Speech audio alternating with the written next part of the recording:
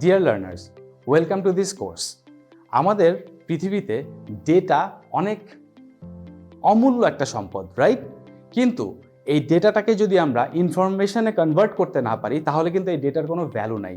আপনি যদি চাকরি করেন আর আপনি যদি বিজনেস করেন আফটার ইয়োর গ্র্যাজুয়েশন, আপনি যে কোম্পানিতে চাকরি করেন অথবা আপনি যদি নিজের একটা ব্যবসা প্রতিষ্ঠানও খুলেন, সেখানে কিন্তু আপনার বিজনেসের পারফরমেন্স অ্যানালাইসিস করার জন্য কিন্তু আপনাকে ডেটা অ্যানালাইসিসটা শিখতে হবে।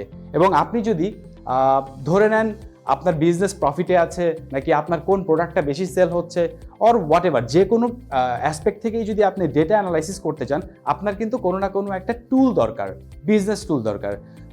এরকমই আজকে আমরা একটা সবচেয়ে এসেনশিয়াল এবং মোস্ট কমনলি ইউজড একটা বিজনেস টুল নিয়ে আলোচনা করব, যেটার নাম হচ্ছে মাইক্রোসফট এক্সেল। এক্সেলে কিন্তু আপনি যে ধরনের ডেটা যে কোনোভাবে অ্যানালাইসিস করতে পারেন এবং খুব সহজেই করতে পারেন। আজকের আমাদের এই কোর্সটা করার পরে আপনি কিন্তু অ্যাটলিস্ট বেসিক এক্সেলের যে ফাংশনগুলো, এই ফাংশনগুলো কিন্তু আয়ত্ত করে ফেলতে পারবেন।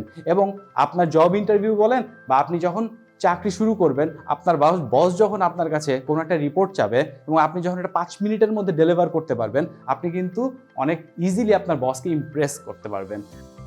এই কোর্সে আমরা চেষ্টা করব যত ইম্পর্টেন্ট এক্সেল ফাংশনসগুলো আছে, ফর্মুলাসগুলো আছে সেটা শেখার।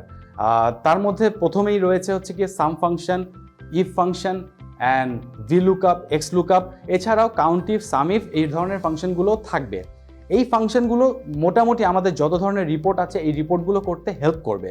যত ধরনের ডেটা অ্যানালাইসিস আছে বেসিক ফাংশন এগুলো দিয়েই আমরা কভার করতে পারবো। এর সাথে আমরা আরেকটু শিখবো, সেটা হচ্ছে একটা রিপোর্ট কিভাবে, রিপোর্টের লেআউট এবং ফরম্যাটিংটা কিভাবে করতে হয়। কারণ একটা রিপোর্টে আমি যত সুন্দর ডেটা অ্যানালাইসিস করি না কেন, এটাকে যদি আমি প্রেজেন্ট না করতে পারি সুন্দর করে, তাহলে কিন্তু যাকে আমি রিপোর্টটা পাঠাবো সে কিন্তু ইমপ্রেসড হবে না, বিকজ তার জন্য জিনিসটা রিডেবল হবে না। সো এটার বাইরেও আমরা আরও একটা জিনিস শিখবো, সেটা হচ্ছে কিবোর্ড শর্টকাটস। ফর এক্সাম্পল, আপনি যদি কার্সর দিয়ে কাজ করেন তাহলে কিন্তু অনেক টাইম কনজিউমিং হবে, বাট আপনি যদি কিবোর্ড শর্টকাট শিখে যান তাহলে কিন্তু একটা রিপোর্ট 1 মিনিটের রিপোর্ট কিন্তু 10 সেকেন্ডে ইজিলি কিবোর্ড শর্টকাটের থ্রুতে করা পসিবল হয়।